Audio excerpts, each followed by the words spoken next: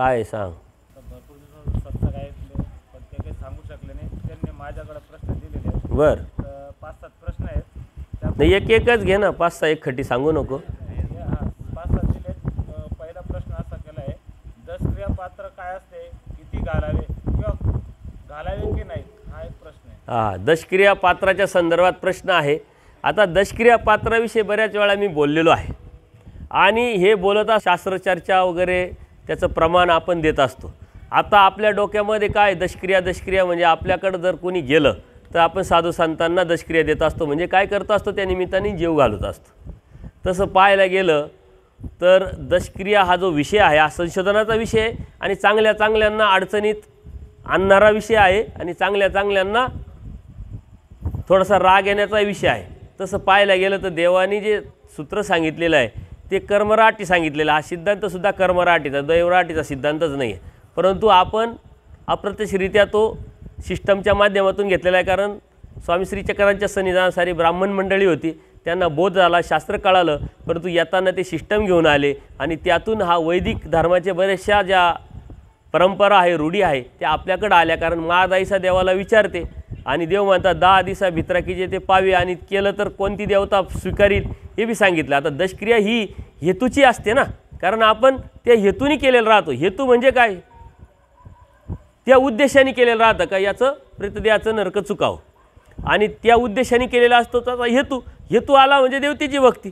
त्याच्यामुळं ही दैवराटीची क्रियाच नाही, परंतु पूर्वजांनी ती सांगून टाकलेली आहे का जरी करायची असेल तर परमेश्वर अवताराने एक शीत जर घेतलं तर, किंवा एखादा ज्ञानी आहे त्यांनी पूर्ण जेवण जर केलं तर ते प्रेतदेहाचं नरक चुकू शकतं. अशा उद्देशाने दैवराटीत घेतल्या जातं.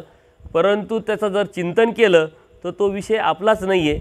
एकदा का एखादी व्यक्ती गेली, त्याचं शेवटचं जे अंतविधी आहे ते केलं का त्याच्यानंतर कोणत्याही प्रकारचं कर्मकांडच नाही आहे. पण जे आपण दशक्रिया करतो हे समाजाच्या लाजकाचं समाजासाठी करतो, कारण आपण नाही केलं तर लोक मग नावं ठेवतील. एक समाज व्यवस्था आहे, एक संग्रह पाळण्याच्या उद्देशाने आहे. पण त्याच्यातही आपण काय करतो की आपण श्रद्धांजलीचा कार्यक्रम, पुष्पांजलीचा कार्यक्रम, प्रवचनाचा कार्यक्रम असं ठेवलं पाहिजे. बाकी तुमच्या इकडं काय माहीत नाही. नाहीतर आमच्या इकडं पिंड पाडणं, केस काढणं, सुतक धरणं अजिबात आम्ही बंद करून टाकलेलं आहे. जे माझ्या कॉन्टॅक्ट आहे, माझ्या शिष्य वर्गामध्ये ह्या अशा गोष्टी आम्ही बंदच करून टाकलेल्या आहे. ते काही इच्छाच नाही आहे, कारण त्याचे रेट ठरलेले. आणि एका ठिकाणी तर आम्ही पदयात्रेतच गेलो तर त्या एका शेतकऱ्यांनी अशी खंत व्यक्त केली की मान व संप्रदायामध्ये मरणंसुद्धा सोपं नाही राहिलं, म्हटले स्वस्त नाही राहिलं. का तर म्हणे माझे वडील मेले तर 25,000च्या क्रियाच करायला लावल्या म्हणे माझ्या गुरुबांनी, आणि त्याच्यामुळं ती स्वस्तता राहिली नाही म्हणे. त्याच्यामुळं हे अवडंबर झालेलं आहे. परंतु तुमची मानसिकता, तुम्हाला आम्ही जरी किती काही म्हटलं तरी तुम्ही काही बंद करणार आहे का, तुम्ही क्रिया करत हिंडणारच आहे. तर हेतू क्रिया आहे, त्याची काही आवश्यकताच नाही. तसं पाहायला गेलं तर याचं कारण काय की बोध देताच परमेश्वर म्हणतात या जीवाला आम्ही निर्विकल्प केलेलं आहे, स्वतंत्र केलेलं आहे. स्वतंत्र केलं म्हणजे काय, जो संलग्न आहे त्याचं चेष्टकत्व होतं ते थांबवलं, त्याला पाठीमाग घातलं, जीवाला पुढं केलं.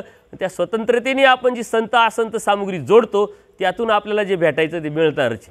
परत चर्चा अंती मला असं एक लक्षात आलं का काही लोकांच्या डोक्यात असं आहे का माणूस मेल्यानंतर जे आपण पात्र घालतो ते पात्र घालणं म्हणजेच परमेश्वराला प्राप्त करणं आहे, साऱ्या नरकात न जाणं आहे. परंतु ते अत्यंत चुकीचं आहे. ते फक्त प्रेतदेहाच्या नरकाच्या अनुषंगाने देवाने सांगितलेलं आहे. त्याच्यामुळं काही लोक धार्मिकता करण्याच्या भांडणातच पडत नाही. ते म्हणतात आपण मेल्यानंतर आपली जी नंतरची पिढी आहे ते पात्र घालणारच आहे, मग देव मिळणार ते, कशाला उपद्याप करायचा. तर हे सर्व अन्यथा ज्ञान हे चुकीचं आहे.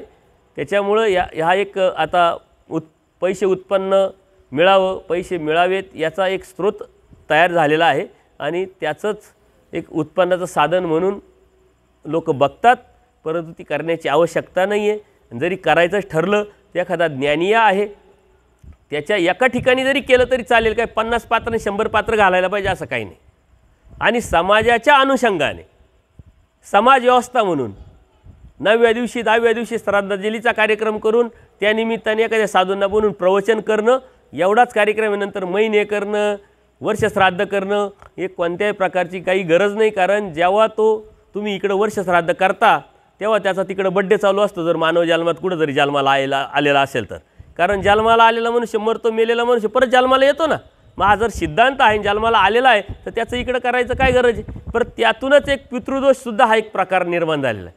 आपले वडील आपल्याला कधी दोष देऊ लागत नाही आणि जे जन्माला आले ते मेलेले ते जन्माला आले त्याचा दोष लागेल कसा. त्याच्यामुळे पितृदोष हे सारे देवतेचे ऋतू केले कर्मकांड आहे ते आपल्या धर्मात दैवराटीत अजिबात नाही, ते करण्याची आवश्यकता नाही आहे, हे लक्षात घ्या.